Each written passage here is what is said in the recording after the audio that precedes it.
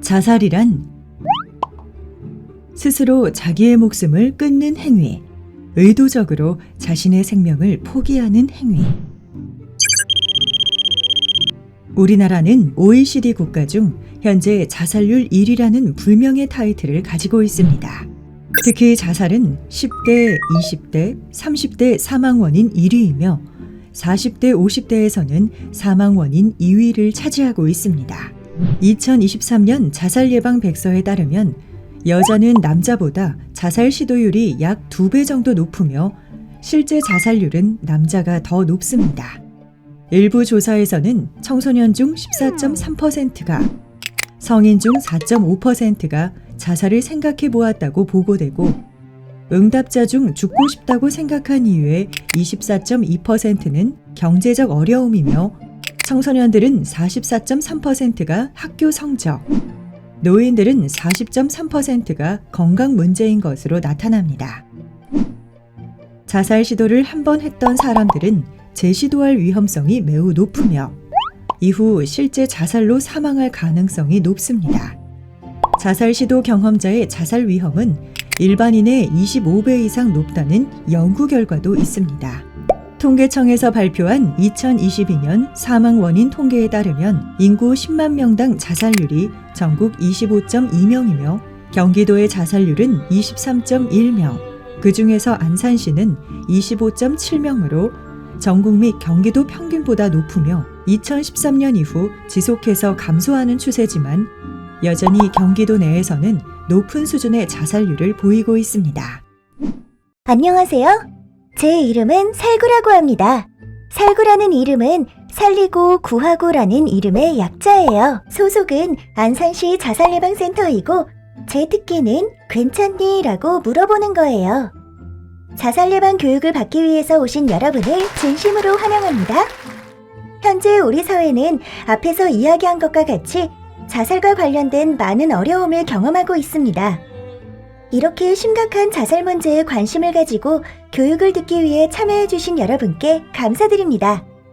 자살은 어느 날 갑자기 일어나는 것이 아닙니다. 언제든지 누구나 경험하는 어려움으로 인해 자살 생각을 하기도 합니다.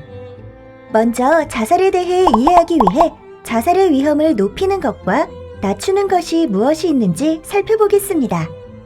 자살의 위험을 높이는 것으로는 우울증과 같은 정신과적 질병, 알코올 중독, 신체 질환, 소중한 사람과의 이별, 경제적인 어려움 등이 있습니다. 반대로 자살의 위험을 낮추는 것은 가족과 친구들의 관심, 무언가를 할 수 있다는 스스로에 대한 믿음, 위험 상황에서 도움받을 수 있는 전화번호를 알고 있는 것 등이 있습니다. 지금부터 자살의 위험에 있는 사례를 보고 나서 어떻게 이들을 도울 수 있는지 알아보도록 하겠습니다.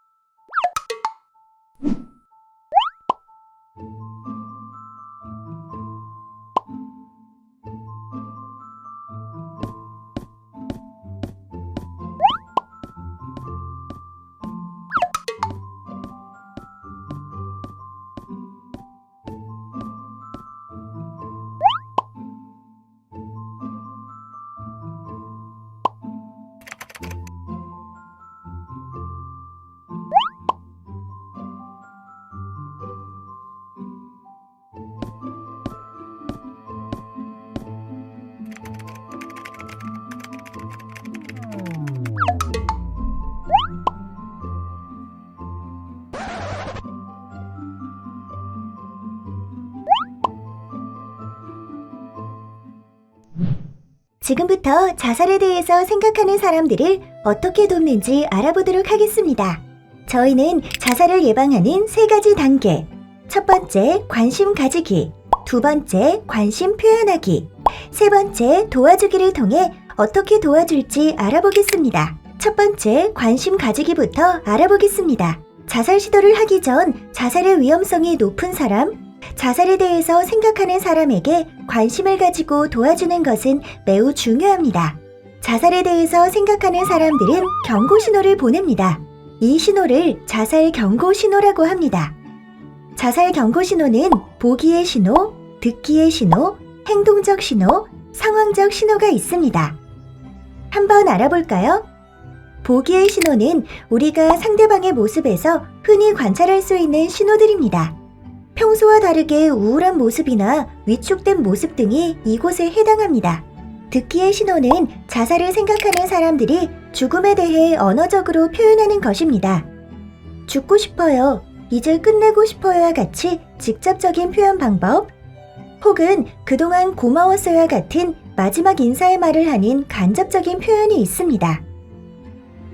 행동적 신호는 자살을 생각하는 사람들이 나타내는 행동적 모습들입니다. 자살에 대해서 검색을 하거나 유서를 작성하는 등의 직접적인 행동, 혹은 소중히 여기던 물건을 나누거나 이전과 달리 사람 만나는 것을 꺼리는 모습 등 주위에서 관심을 가지지 않으면 눈치채기 힘든 신호들을 보일 수 있습니다.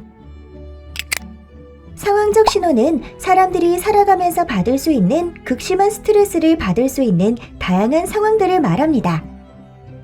경제적 어려움, 육체적 문제, 지속적인 외로움 등이 있습니다. 여러분이 이런 분들을 만났다면 어떻게 해야 할까요?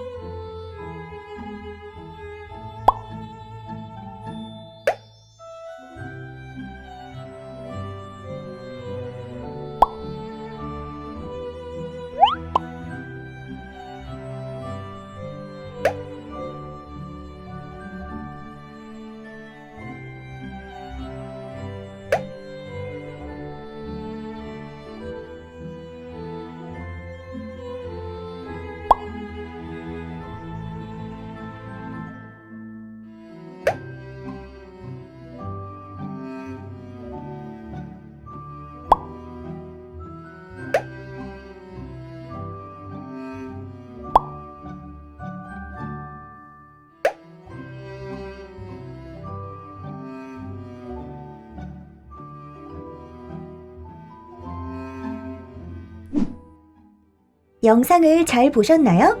앞선 두 가지 상황에서 어떤 차이가 있었나요? 두 가지 상황 모두 힘들고 어려움이 있어 보이는 사람에게 관심을 보였지만 힘들다는 말을 듣고 난 후에 반응에는 차이가 있었습니다. 우리는 자살에 대해서 생각하는 사람과 대화를 나눌 때 힘들어하는 사람들이 말하는 죽고 싶은 이유가 아무리 가벼워 보이더라도 그 사람에게는 매우 큰 어려움일 수 있다는 걸 알아야 합니다. 그러므로 그들이 자살에 대해서 말하는 것을 나의 생각과 가치관으로 평가해서는 안 되며 비난이나 비판, 충고하는 말투는 절대 하지 말아야 합니다. 잠깐 여기서 주의사항이 있습니다. 자살이란 단어를 사용하지 않고 나쁜 생각, 이상한 생각 등의 표현을 하는 것은 옳지 않습니다. 이러한 부정적인 표현을 사용하게 되면 자신의 어려움을 공감받지 못한다는 느낌을 받습니다. 그러면 오히려 자살에 대한 생각을 더 숨길 수도 있습니다. 이어서 자살을 예방하는 두 번째 단계, 관심 표현하기에 대해서 알아보도록 하겠습니다. 자살을 생각하는 사람은 죽고 싶은 마음과 살고 싶은 마음을 동시에 갖는데 이를 양가감정이라고 합니다. 말과 행동으로 죽고 싶다는 표현을 하고 있지만 그 이면에는 살고 싶다는 표현이 될 수 있으므로 우리는 주의 깊게 경청을 할 필요가 있습니다. 특히 앞서 설명한 보기의 신호, 듣기의 신호, 행동적 신호, 상황적 신호에 대해서 들어봐야 합니다. 힘들어하는 이유에 대해서 들어본 이후에는 어떻게 해야 할까요? 바로 지금 자살을 생각하고 있나요와 같은 질문으로 직접 상대방에게 물어보는 방법입니다. 우리는 보기의 신호, 듣기의 신호, 행동적 신호, 상황적 신호를 발견하더라도 내 주변 사람, 내 가족, 친구는 아닐 거야 하는 생각을 합니다. 우리가 발견한 신호가 정말 자살을 의미하는지는 알 수 없으므로 가장 확실한 방법인 직접 물어보기를 통해 파악해야 합니다. 많은 사람들이 자살이라는 단어를 직접적으로 사용해서 물어보는 것을 어려워합니다. 하지만 이러한 직접적인 질문은 자살에 대해서 고민하고 있는 사람들에게 효과적이고 필요한 질문입니다. 우려와 달리 직접적인 질문을 할 경우 자살에 대해서 고민하고 있는 사람들은 나의 힘든 것을 이야기해도 되겠다라는 안도감을 받습니다. 이제 자살을 예방하는 세 번째 단계, 도와주기에 대해서 알아보도록 하겠습니다. 그렇다면 우리는 어떻게 자살을 생각하는 사람들을 도와줄 수 있을까요? 앞서 소개한 보기의 신호, 듣기의 신호, 행동적 신호, 상황적 신호는 여러분들의 관심이 있어야만 찾아볼 수 있습니다. 힘들어하는 사람을 찾았다면 먼저 직접적으로 자살에 대해 생각하는지 물어본 후 자살의 위험을 낮출 수 있는 것들이 있는지 함께 찾아보는 것이 필요합니다. 또한 혼자서 도와주려고 하지 않으셔도 됩니다. 자살 예방 위기 상담 전화 109는 24시간 언제든지 전화 상담이 가능합니다. 안산시 자살예방센터는 031-418-0123으로 전화를 주시면 도움을 드릴 수 있습니다.